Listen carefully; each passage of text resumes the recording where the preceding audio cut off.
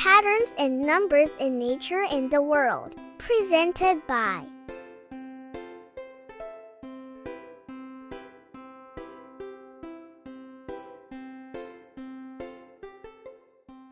Good day, guys. So the topic that was provided to me is all about symmetry. So I'm going to discuss what is symmetry. So symmetry is a type of invariance, a property that something does not change under a set of transformation. So for example, if you're going to put a triangle and a line of symmetry, the image that should be projected para matawag siyang symmetry is triangle dapat. However, if you place a triangle and a line of symmetry tapos the image that was projected is different. Or for example, triangle ang aton nga image tapos ang na-project is circle, we cannot call that symmetry. Symmetry is when a figure has two sides that are mirror image of one another. So it's like you're facing a mirror. It would be then possible to draw a line through a picture of object, and along either side the image would look exactly the same. This line would be called the line of symmetry. So pareha sa example ko gina. So for example, if you draw a symmetry line in a face, the things visible on the other side must also be visible on the other side in order for it to be called symmetrical. So for example, if may mata ang piyak dapat, ang gina-project niya sa piyak dapat may mataman para matawag siya nga symmetrical. And actually, a line of symmetry can be drawn multiple times. For example, if you draw a line of symmetry on a pizza, you will notice that pizza is symmetrical. Okay? So, there are two kinds of symmetry. So, the first one is bilateral, in which an object has two sides that are mirror image of each other. The human body would be an excellent example of living being that has bilateral symmetry. So, for example, if you're going to put a line of symmetry, you can see the human body is symmetrical since what you can see on the other side is projected on the other side. For example, kung may kamot ang piyak, makita man sa piyak na may kamot man siya. The same with the spider. If you put a line of symmetry, you can see that the spider is symmetrical since the number of legs on the other side are the same with the other side. So, kung pila ang legs ng spider sa piyak, the same man na siya sa piyak. Next is radial. So, this is when a center point of an object is drawn with numerous lines symmetrically. The most obvious geometric example would be a circle. No? So, for radial, ang best example here is the starfish. So, if you put a line of symmetry, you can see that every side is symmetrical. So, kag kung sulion mo siya, no, ang starfish, it will be the same, no? The same sides and symmetrical gid siya lang taon. And last is the giant lantern of Pampanga. No? If you put a line of symmetry, you can put multiple times on the giant lantern of Pampanga. You can see that the lantern is symmetrical. Okay, so that's it. Thank you for watching, and I hope you learned something. Hi, I'm Joseph Naelga, and I will discuss about population growth. So, mathematics used to model population growth with the formula of A is equals to P times E raised to RT, where A is the size of population after it grows, and P is the initial number of people, R is the rate of the growth, T is the time, and E is the Euler's constant with an approximately value of 2.178. Okay, so by calculating a population growth, let's use as an example one village in Japan.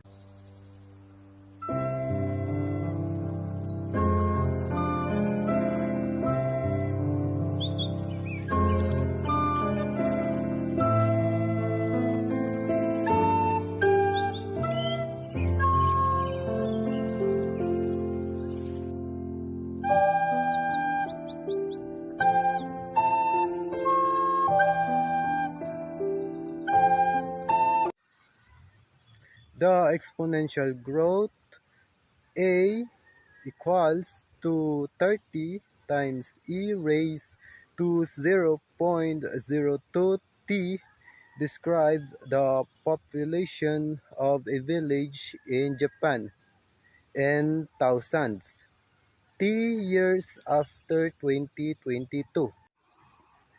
Okay, so we have two objectives to calculate a population growth in the village. So the first is what was the population of the village in 2022? And the second is what will be the population of the village in 2035? So as you can see, this is our solution for the A.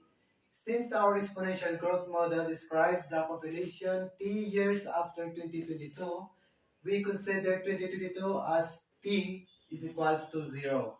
So this is the formula or the solution. So A is equals to 30 times e raised to 0.02t. And so A is equals to 30 times e raised to 0.02 times 0. Times 0 because our t is equals to 0. So therefore A is equals to 30 times e raised to 0. Because 0.02 times 0 equals 0. So A is equals to 30 times 1. Times 1 because any number that raised to 0 is equal to 1. So therefore, A is equals to 30. 30 is in thousands. So therefore, 30 is 30,000. 30,000.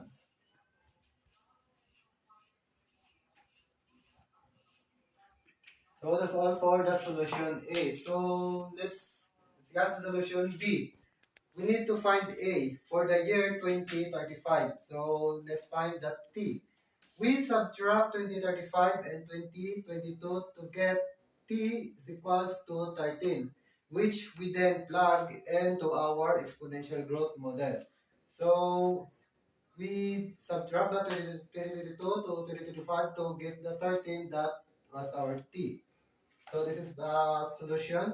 A is equals to 30 times e raised to 0.02 t and A is equals to 30 times e raised to 0.02 times 13. 13 because our t is 13. A is equals to 30 times E times 2.26. 2.26 because 0.02 times 13 is 0.26. Therefore, A is equals to 30 times 1.39693. So 30 times 1.39693 is 41.4979. So therefore, 41, this is a 41,908. So that was the population of the village in 2035. That's all. Thank you. Good day, everyone. I am Jeline A. Espanola of Baal 1C. Today, I am going to discuss patterns. Patterns indicate a sense of structure and organization that it seems only humans and nature are capable of producing. It is from this perspective that some people see an intelligent design in the way that nature forms. Okay, so pattern defined as regular, repeated, and recurring forms of designs. It is a sequence of repeating objects, shapes, or numbers. In nature, patterns are visible regularities of form found in the natural world. Also, patterns occur in different contexts and can sometimes be modeled mathematically.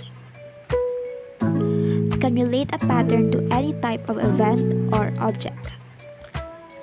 Examples of patterns that can be found in math are arithmetic sequence, geometric sequence, and Fibonacci numbers. Patterns can also be found in nature. Some of the examples are fractal, spiral, tessellation, and snowflakes. Now, why is it important that we tackle patterns? Studying patterns helps students in identifying relationships and finding logical connections to form generalizations and make predictions. I hope you learned a lot from my discussion. Thank you for listening. Good morning, I'm Clarence from Baal 1C, and today I will discuss to you the Fibonacci sequence in nature.